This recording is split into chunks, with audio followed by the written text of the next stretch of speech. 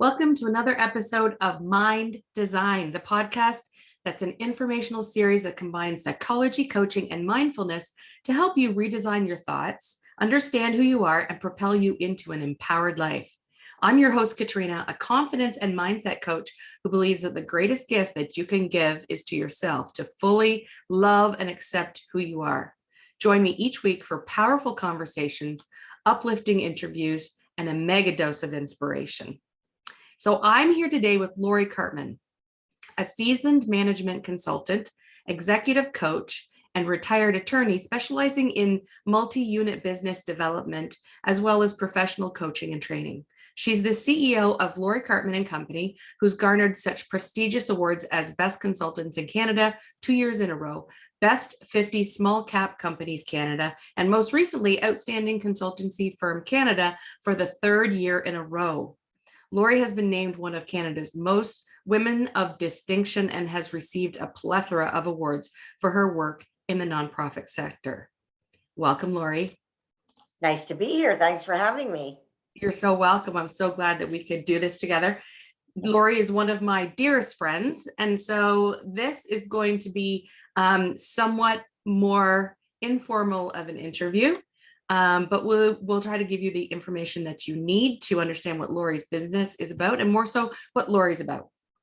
So why don't you, Lori, why don't you tell the audience a little bit about yourself and what you do? Sure. So as you mentioned, I have a management consulting firm. I'm a consultant and I specialize in franchise development. So my clients are either franchisors or they're people that are looking to buy a franchise. And the other division of my company is called Coach Lori, and it's an executive coaching practice where I work with solopreneurs to help them become entrepreneurs. So I help them build a business that they can scale. I help give them a quality of life where, especially for women, we're told we can't have it all. And, in fact, you can. And so I certainly help and empower women to be able to show up well at work and at home. That's fantastic. So there's 2 different sections to your business, kind of. You have the franchise component, where you're helping people to find that franchise and help them develop out that business. Yeah, I work on both sides of the coin. My clients are either franchisors, so they're businesses that want to franchise their business. For the most part, they, have 1 or 2 successful locations and they want to expand their business. So they use the franchise model to do that. And then on the other side of the coin, there are people who have some money and they want to invest in a business and they're looking at a franchise opportunity because franchising opportunities are significantly less risk than opening an independent business. Right. Okay. So there's that end of the business, and then you have Coach Lori, and And that's then I have Coach Lori. that's executive coaching, right? In that we talk about productivity, time management, delegation, procrastination, leadership skills, organization of life in general. And we look at what, people's goals are, both personally and professionally, and we help them get there over a period of time. Right. Okay. So what's the thing that people need to know about how you operate, how you help? What's the philosophy behind what you do? It's an interesting question. My philosophy and the reason I created the coaching practice was because I created it as a result of my own need. So I was never a procrastinator. I was always the person, the kid in school in the first row with their hand up who had their homework done on time, that keener that everybody loved to hate. Well, that was me. Right. That was me. But I did take the best notes of anybody. So all of these people who thought I was a keener still wanted my notes. So there you go. And then I had a period of about 5 years where I had a series of tragedies, one after another. I got sick. I lost my parents. I lost a child. I went bankrupt. Got divorced. It was just one thing after another. Right. And when I came out on the other side, I was confused. I was overwhelmed. I wasn't organized. I was procrastinating. I wasn't delegating. And I said, no, this is not who I am. And so I started on my own lifelong journey of research for tools and resources that I could use that would help me manage my time and have a quality of life where I could enjoy my business and grow it and, still enjoy my children. Mhm. So I created these series of, tools and resources, and now that's what I share with the people who I coach. Excellent. Okay, cool. Um, so what, we often talk about doctors and symptoms that people present with to their doctor. What are the symptoms that your clients present with to you? And I'm speaking more to the Coach Lori brand, Right. but feel Right. free to speak to either one. Maybe you could talk about the Coach Lori, and then you could talk about the franchise. Sure. What are the pain points, or Yeah. what are the symptoms that clients present with? The symptoms that my clients present with for my coaching practice are they are overwhelmed, they're overworked, and they're overscheduled. They are missing little league games and rehearsals. They're not showing up to work on time because they have trouble getting their kids out of the house in the morning, or they're not reaching their goals because they don't have a plan to help them get there. So for the most part, they're feeling stressed and overwhelmed about where they are in their life, and about feeling stressed about the imposter syndrome, like like everybody wants to look and feel like they have their Mm, act together, right? Whereas inside we often don't have our act together, and that's who my target is.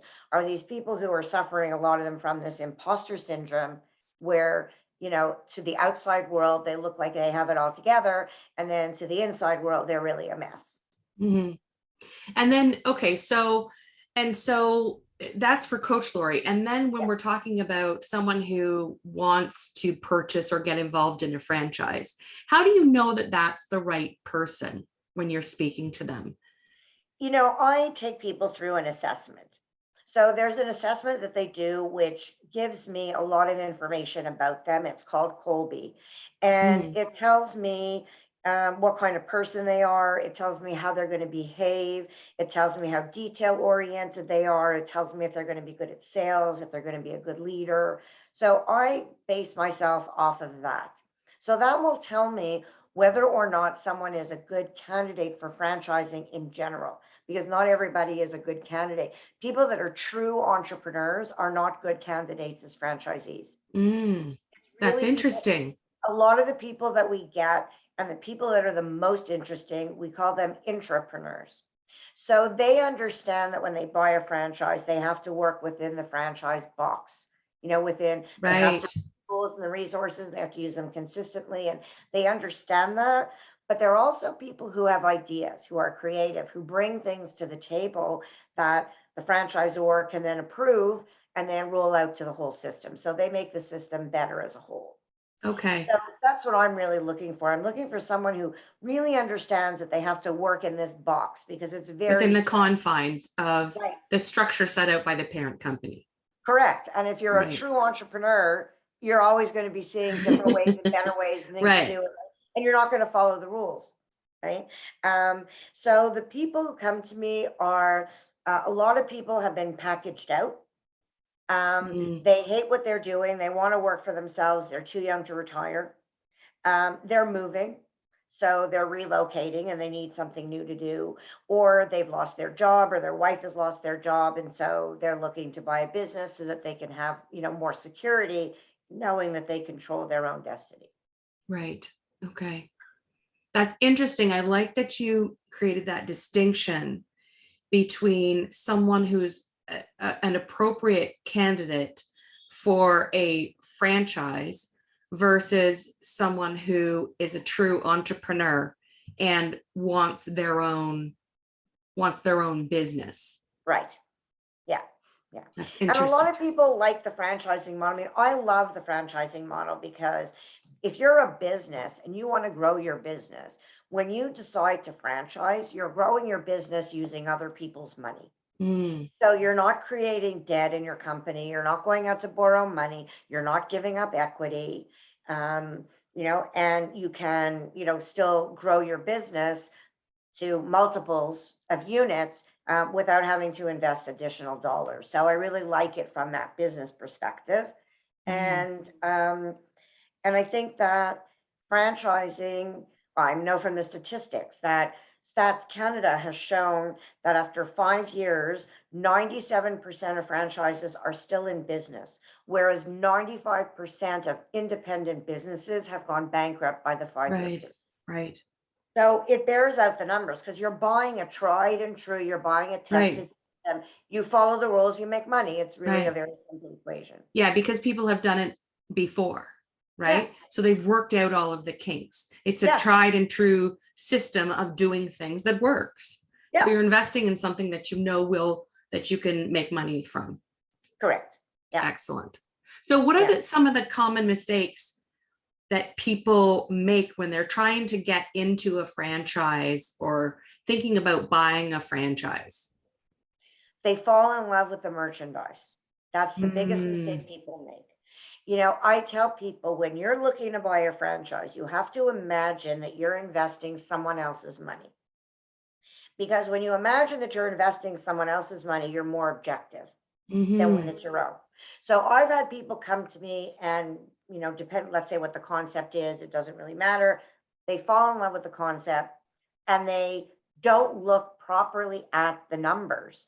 They say, "Oh my God, I love this and it's so pretty and it has all these nice bells and whistles," but they don't look at it and evaluate it as an investment. It's an investment the same way you're investing in the stock market or Right. mutual funds. You have to do that research.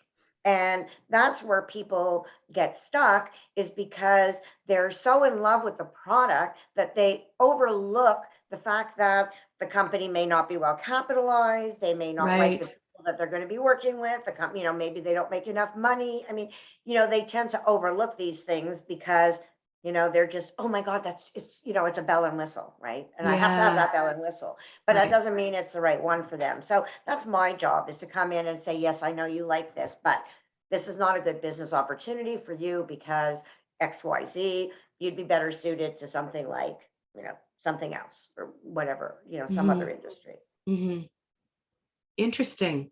So it's getting stuck on that um, really nice house that you can't afford and isn't in the school district you want, but it's really pretty, Yeah, right? It's not the right choice for you, right? So exactly. that franchise Exactly. might be a great product, but it might not be actually the right fit for you Right. as a franchisor.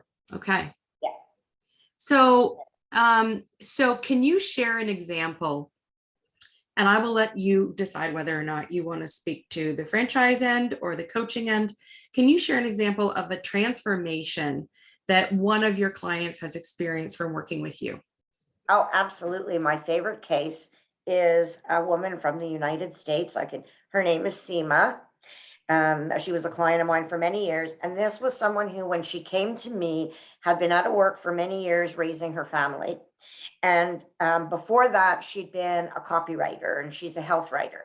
Mhm. And so we started talking about getting her back into work and, in health writing. And I said to her, if you could do anything in the world, and this is what I tell people when they call me for a franchise or when they call me for coaching, it's the same question. If we're sitting here a year from now, what has Mhm. to have happened between now and then for you to feel satisfied with where your life is, for you to feel good about yourself and good about where you're happy? And that starts the franchise conversation and it starts the coaching conversation. Right. Because, when people look for franchises, I tell them, forget about the money. Like money is a consideration. But the first thing you have to look at is what kind of quality of life do you want? And that's true for my franchising and for my coaching clients. What kind of quality of life do you want? What are the most important things to you? Because if you're looking to go buy a franchise, um, the first thing I question that I want to know is, well, what are their hobbies? Like if you could get up and go to work, you get up, you go to work, you absolutely love what you're doing. It's a perfect Mhm. world. You could be doing anything. What are you doing? Because there is a franchise for whatever hobby you have. Oh, So when you're interesting. looking to buy a franchise, you're looking to buy something that you're going to love doing every day, right? And it's the same thing in the coaching. When we put together a coaching plan, it's how can we give you the best quality of life so you can love what you're doing every day? So Right. the approaches in terms of the franchise matchmaking process and the coaching process are actually pretty similar. Interesting. Interesting. So with that client, what So you said you had the conversation with her. Right. What is it that you love to do? And she said, I love Reiki. And I said, cool. And she said, I'm taking classes. I said, even better. She said, I'm thinking of becoming a Reiki master. Love it. And she said, yeah, but you can't make money doing Reiki. It can't be my business. Mm, And I said, says who? Who yeah, says you can't make money doing Reiki? There's lots of people out there that are doing Reiki and, that are Reiki masters and that are making money. Why can't that be true for you? So we created a plan where we created a website, we created some marketing material, we created a Facebook page, and we got her launched as a mhm, Reiki master. And mhm. that's what she does now. And she Oh, loves it. beautiful, Yeah. And she loves beautiful. it. And it was like she never thought she could do that. And here's something that she does that she loves, she enjoys, she's making money at it. She loves going to work every day. And it was something that was totally wasn't on her radar until we talked. So that was Interesting. a real transformation. Absolutely, Yeah. absolutely. So, okay, so let's think about the coaching end of your business. What's the one mindset hack that you could give someone to help them, solve the issues around time management and work-life balance, the issues that your clients face? What's the one mindset hack? I tell my clients that if they're in their comfort zone, they're not growing. Mm, And in order to grow, you need to get outside of your comfort zone. And mhm. what does that mean? That means you have to feel comfortable feeling uncomfortable. Yeah, And right. that's what I tell them is okay to feel uncomfortable. If you're uncomfortable, it's because you're learning, it's because you're growing and you're expanding, and it's a good thing. Mhm. It's almost like the same thing as, you tell people like, feel the fear and do it anyway. Like the fact Yeah, that you're afraid of it should not prevent you from acting. You can recognize that you're afraid of this and still go ahead and act anyway. right. Have the Right. So courage those, to move past the fear. Right. yeah. Yeah. And that's exactly it, is to have the courage to realize that this transformation that we're going to go through is going to be uncomfortable, and Mhm. that's okay. That's okay. Right. Yeah. Exactly. Okay, so I think I'm going to wrap up with this question then. Um, what's the question I should have asked you that I didn't? Who are my favorite people to work with? Yeah. My favorite people to work with are women. Mm, I work with a lot of men. If men want to come to this, no problem. But I love to work with women solopreneurs, women who they're on their own, they've got a little business going, they're doing nicely, but they've also got a family and they haven't quite figured out how to do both and how to do them both well without feeling guilty and overwhelmed all the time. Because as a working mom of two kids, my kids are older and they're out now, but when they were younger, I was running a consulting practice, and I was a divorced mom of two. I still mm, had these two kids to raise, and the question became for me and finding out for me, what is my best quality of life? And once I figured that out for me, I created the formula that allows me to create that for other people. excellent. Excellent. I love that. I love that you have taken that part. I mean, I believe that honestly, as coaches, we are most effective with clients who mirror things that we've gone through in our lives. So the fact that you like to work with women who are trying to balance things, trying to juggle kids and work and trying to, get to that next level of success. I love Yeah. that. I love that. Thank you so much for joining me today, Lori, and letting everyone know a little bit more about who you are. To everyone listening, I'm sending you love and light as you work towards becoming that best version of who you are. Take care.